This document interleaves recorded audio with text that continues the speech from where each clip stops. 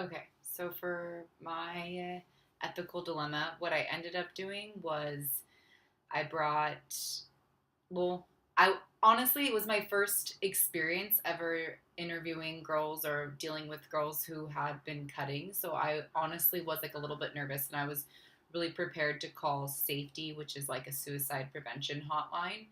Um, and that's like what I was kind of gonna go back and do once I brought in the other girl back in to question her more once I knew like it was confirmed that she actually was cutting, but she didn't admit to it. But after bringing her back in, like she never admitted to it. I just had a strong gut feeling that she was. And so, but I didn't feel the need to call a suicide prevention line.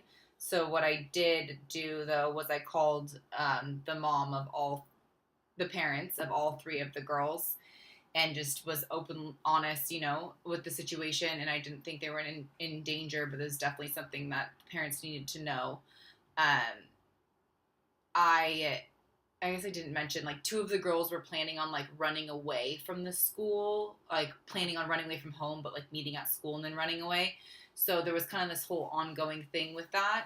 So it was just more of a discussion with the parents about that, and then brought up this as well, being like, like just warning them. Um, but yeah, it was nerve wracking, definitely. However, I didn't think to a lot of you guys mentioned in the videos or in the responses that I should have brought in all three of the girls all together.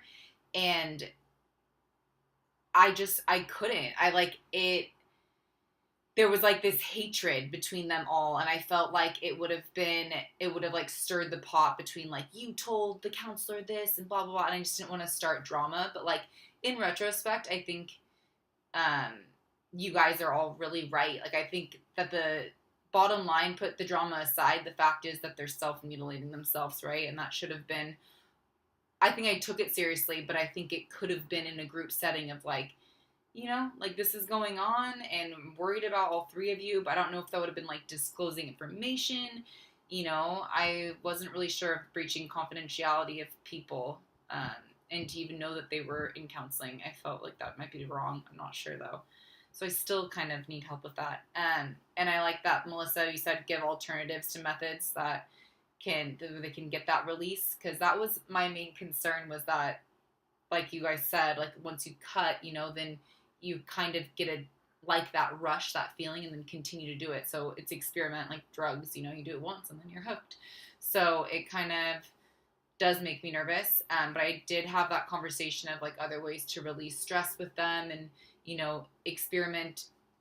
Now we're done. Like that's something just a whole different level. So I definitely did have those conversations, but that is how. And then of course I documented everything as well, with the school district forms and stuff. Um, but yeah, that's what I meant.